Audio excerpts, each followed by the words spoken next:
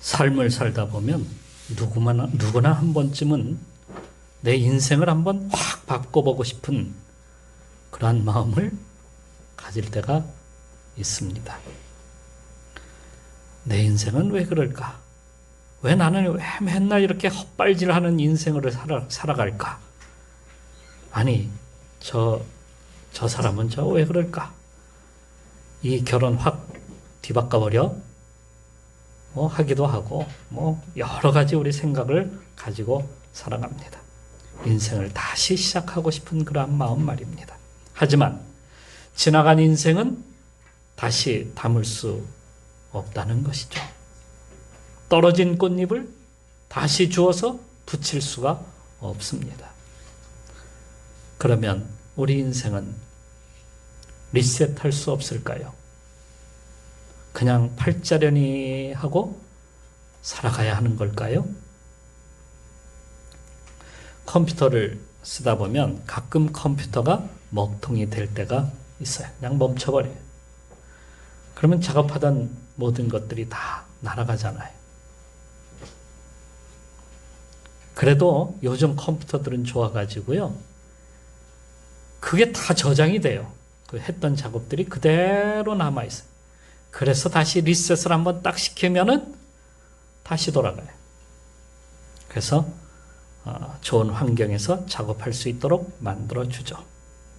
컴퓨터를 이렇게 다시 시작할 수 있게 해주는 버튼이 컴퓨터에 달려 있는데 그것을 리셋 버튼이라고 합니다. 완전히 끄는 거 말고요. 리셋 버튼이 있어요. 다시 시작해주는 리셋 버튼. 사람들은 자주 이 리셋 버튼을 누르고 싶어 합니다. 그런 생각을 오래전 사람들도 다 하고 있었어요. 여러분 이야기 가운데 흥부와 놀부전, 그 흥부와 놀부도 알고 보면 인생을 좀 멋지게 다시 한번 살아보고 싶은 그러한 리셋하고 싶은 그러한 사람들의 이야기가 아니겠습니까? 알라딘의 램프 그 이야기 여러분 잘 알죠? 인생에 무슨 어떤 장벽이 생길 때마다 그 램프를 만지게 되면 램프의 요정이 팍 튀어나와가지고 그 모든 문제들을 다 해결해 준다는 것 아닙니까? 인생을 역전시켜주는 그러한 이야기들. 어떤 분이 사막에서 알라딘처럼 생긴 램프를 하나 주게 됐대요. 그래서 이게 혹시 알라딘 램프가 아닌가 하고 싹 만져봤더니 진짜 펑 하더니 거기서 요정이 튀어나오면서 이야기를 했어요. 지금 내게 3가지 소원을 빨리 이야기하면 내가 그것을 들어주겠다 하는 거예요. 하더라는 거예요. 그래서 이 사람이 총각이었는데 갑자기 생각이 얼핏 나는 것이 있었어요. 그래서 이렇게 이야기를 했어요. 돈, 여자, 결혼. 그랬더니 얼마 후에 그 사람이 진짜 결혼을 했는데 돈, 여자와 결혼을 했다고 합니다. 어떤 분은 매주일 로또 복권을 사는 분들이 있어요. 제가 과감히 그분들에게 분명하게 이야기합니다. 꿈 깨십시오. 우리가 생각하는 대로 현실에서는 그게 마음대로 리셋이 되는 것이 아니다 하는 겁니다. 사실 우리는 인생을 살아오면서 나를 바꾸기 원하는 그러한 때가 참 많아요. 끊임없이 그것을 시도합니다. 그래서 새로운 인생을 한번 좀 어떻게 바꿔볼까, 살아볼까 이렇게 해서 그래서 젊은 사람들은 결혼도 하고요. 어떤 분은 직장도 새롭게 바꿔보기도 하고요. 또 아파트도 그렇게 바꿔보기도 하고 삶의 환경을 바꾸죠. 집안의 가구도 그렇게 바꾸는 분들도 있습니다. 그래서 뭔가를 리셋을 해보고 싶은 그러한 것들을 시도하는 모습들을 보게 됩니다. 하지만 지금 돌아보면 그것들이 그렇게 내 삶에 있어서 그렇게 중요한 것들을 만들어내지를 못하고 무의미하게 끝나버릴 때가 참 많다는 거예요. 리셋한다 해도 삶이 바뀌지 않냐고 다시 돌아갈 때도 참 많습니다. 더 안 좋게 갈 뿐이라는 것입니다. 교회를 오래 다녔어도 항상 제자리로 돌아오는 그러한 신앙생활을 하는 분들이 참 많아요. 그래서 30년 교회를 다녔는데 아직도 신앙은 어린아이와 같은 신앙을 가지고 살아갈 때가 많다는 것입니다. 왜 이렇게 변하지 않는 것일까요? 운동 에너지 중에 샤를의 법칙이라는 것이 있습니다. 이것은 에너지가 움직이는 곳의 환경에 따라서 이게 현상 유지하는 쪽으로 자꾸 바뀌어간다는 거예요. 자기를 바꿔간다는 거예요. 싱싱한 사과를 가지고 썩은 사과 옆에다가 갖다 두었더니 이 썩은 사과가 싱싱하게 변하는 것이 아니라 싱싱한 사과가 오히려 썩은 사과로 변해가는 것. 이런 외부의 환경에 영향을 받게 된다는 것이죠.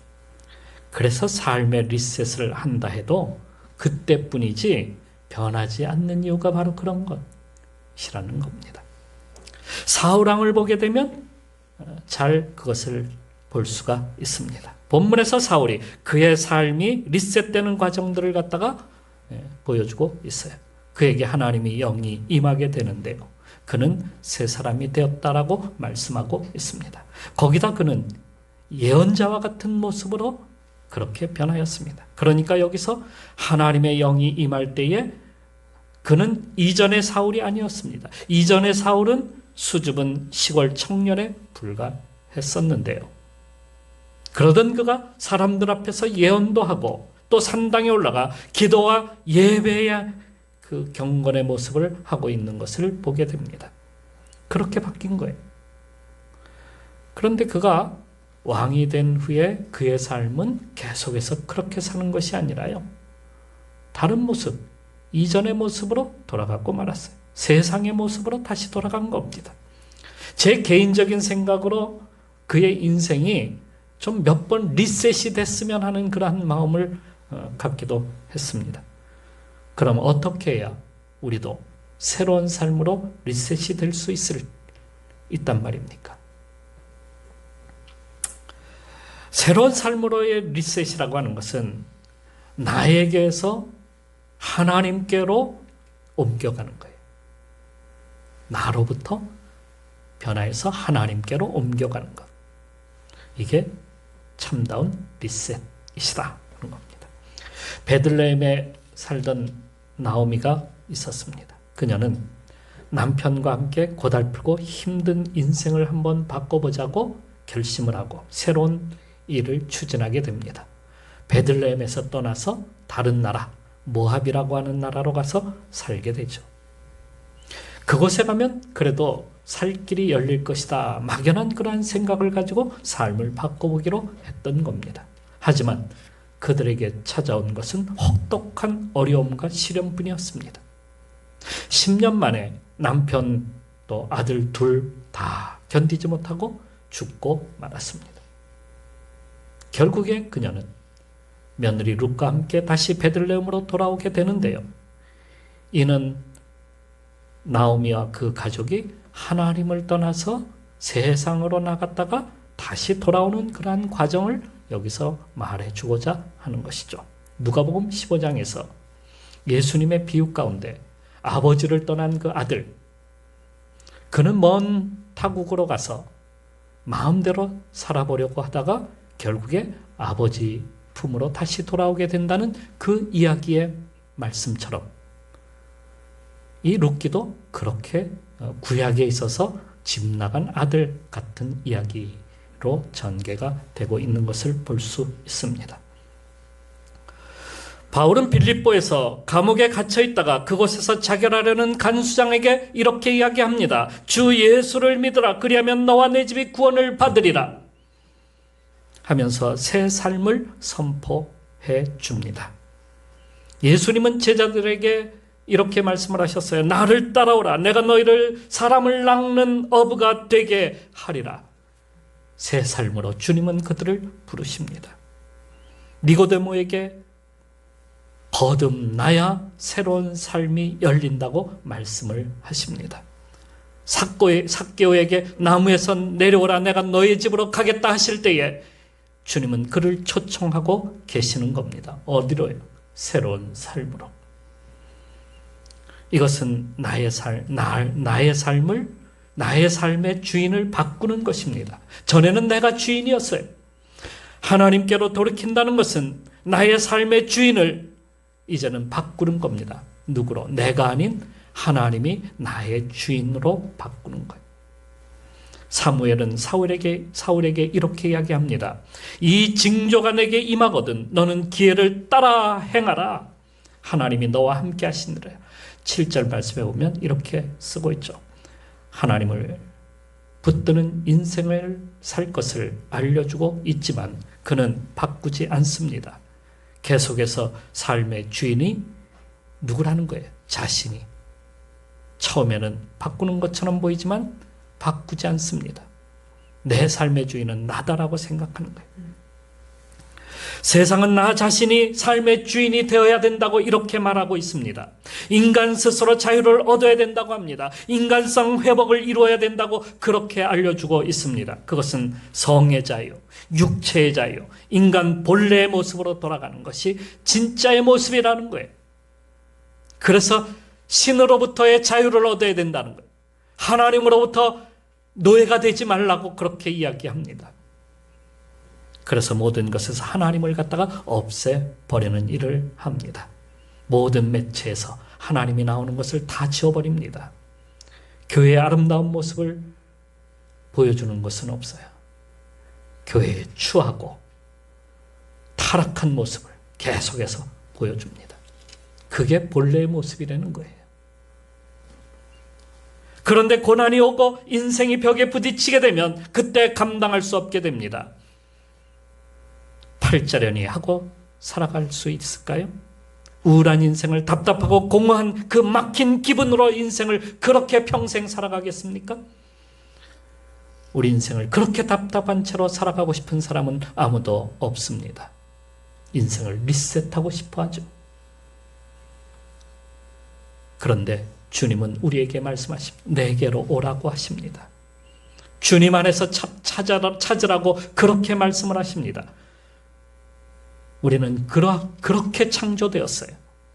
주님을 찾는 인생으로 창조되었어요. 그러니까 우리 인생을 만드신 분이 우리 인생의 문제도 다 아시고 바꿔주시는 거예요. 한 젊은이가 운전을 하다가 시동이 그만 멈춰지고 말았어요. 길 한쪽에 세우고 본넷을 열고 무엇이 문제인지 차 안을 한참 살펴보았지만 도대체 뭐가 문제인지 알 길이 없었습니다. 그때 차 한 대가 다가오더니 섰습니다. 거기서 한 노인이 내려오더니 이렇게 얘기했어. 젊은이, 무엇이 문제인가? 이 젊은이는 속으로 아이 노인네가 뭘 안다고 그럴까 하고 생각하고 있을 때에 그 노인은 차로 오더니 한번 쓱 훑더니 손가락으로 뭔가를 슬쩍 툭 건드리는 겁니다.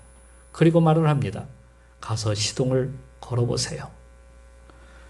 그러자 그 젊은이가 시동을 켜보았습니다. 그랬더니 부르릉 하고 차가 다시 시동이 걸리는 겁니다. 차에서 내린 젊은이가 조남이라도 알고 싶은데요 하고 여쭤보았더니 이렇게 이야기합니다. 내가 이 차를 만든 포드입니다. 차를 만들었으니 그 차의 모든 문제를 다 알고 있는 것 아닙니까? 하나님께서는 우리를 만드셨기 때문에 우리가 어떻게 리셋이 돼야 되는지를 너무도 잘 알고 계신다 하는 것입니다. 예레미야서 18장 6절 말씀에 이스라엘 족속아 이 토기장이가 하는 것 같이 내가 능히 너희에게 행하지 못하겠느냐. 주님께서 이렇게 말씀하십니다. 그래서 우리가 나로부터 하나님께로 가야지만이 바른 리셋이 된다는 것입니다. 또한 바른 리셋이라고 하는 것은 육체의 길에서 영혼의 길로 나가야 되는 것입니다. 육체의 길에서 영혼의 길로 가야 돼요. 사무엘은 사울에게 그의 영혼이 사는 길을 제시해 주었어요. 경건하게 사는 길을 보여주었어요. 하지만 사울은 육체의 길을 택하게 됩니다.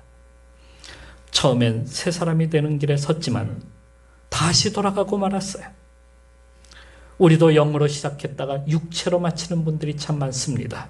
바울은 갈라디아 성도들을 향해서 이렇게 외칩니다. 너희가 이같이 어리석느냐? 성령으로 시작했다가 이제는 육체로 마치겠느냐? 그런 사람들이 많다는 거예요. 육체로 끝난. 처음에는 하나님을 믿고 잘하려고 하지만은 세상의 시련과 세상의 여러 가지 문제로 인하여서 그만 넘어지고 다시 돌아가는 거예요. 세상의 유혹에 따라서 다시 돌아가는 겁니다. 그래서 육체로 마치지 말 것을 당부하고 있는 겁니다. 많은 성도들이 이렇게 처음에는 거듭남을 체험하기도 합니다. 그러나 영혼을 갖다가 계속해서 우리 영혼이 자라나가야 되는데 자라지 못하고 거기에 머무는 사람들이 참 많아요. 자라지 못합니다. 프로제리아라고 하는 병이 있는데요. 이거는 어린아이가 갑자기 80세 노인처럼 늙어버리는 거예요. 아니, 자라다가 그냥 갑자기 멈춰버리고 자라지 못하는 거예요. 그러다가 늙어버리고 그냥 죽어버리는 거예요. 원인도 모르고 치료제도 없습니다. 이걸 졸업병이라고 이렇게 부르는데, 아이가 자라지 않으면 부모의 고통은 얼마나 크겠습니까? 상심해요. 왜 우리 아이는 왜 이렇게 자라지 못할까? 제 아들이 중학교 1학년까지 1번이었어요. 항상 조그맸어요. 그래서 왜 우리 아들은 안 자랄까? 뭐가 문제일까? 근데 지금 보니까 지금은 저렇게 컸어요. 걱정이 없어요. 그런데 안 자라면 부모는 어떻게 됩니까? 너무너무 상심하고 너무너무 고통이에요. 안 자랄까? 왜 안 자랄까? 그런데 하나님께서도 우리 영혼이 자라지 않으면 얼마나 마음이 아프실까? 30년 교회를 다녔어도 그대로야. 50년 교회를 다녔어도 그대로야. 이건 육체를 따라 졸업병에 걸려서 육체가 시들어서 죽는 그러한 모습 아니겠습니까? 성경은 전에는 우리도 다 그 가운데서 우리 육체의 욕심을 따라 지내며 육체와 마음이 원하는 것을 다른 이들과 같이 본질상 진노의 자녀였더니 육체와 마음이 원하는 것을 하여 다른 이들과 같이 본질상 진노의 자녀였다 라고 이렇게 말씀하고 있으면서 육체를 따라 행하는, 그래서 결국에 육체의 것밖에는 남는 것이 없는 그러한 인생을 사는 사람들에 대하여 말씀하고 있습니다. 그 사람은 주님께 갈 때에 뭐가 남겠습니까? 남은 것이 아무것도 없어요. 그냥 심판대 앞에 나아갈 뿐입니다. 이제 우리는 육체의 일로부터 멀어져야 합니다. 그것은 우리를 갖다가 유익하게 하지를 않습니다. 육체의 일은 현저하니 곧 음행과 더러운 것과 호색과 우상숭배와 주술과 원수 맺는 것과 분쟁과 시기와 분냄과 당짓는 것과 분열함과 이단과 투기와 술취함과 방탕함과 또 그와 같은 것들이라. 갈라디아서 5장 19절에서 21절에 육체의 일에 대하여 이렇게 쓰고 있습니다. 이제 분명합니다. 새로운 삶은 육체를 의지하지 아니하고 영혼을 위해서 살아가는 그러한 인생들이다 하는 것입니다. 그러므로 우리는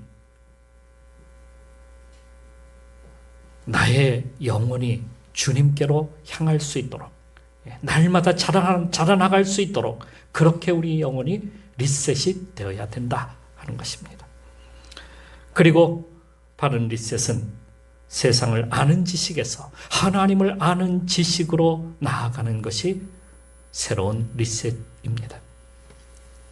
세상의 지식은 인간 성공을 이야기하고 있습니다. 땅을 아는 지식입니다.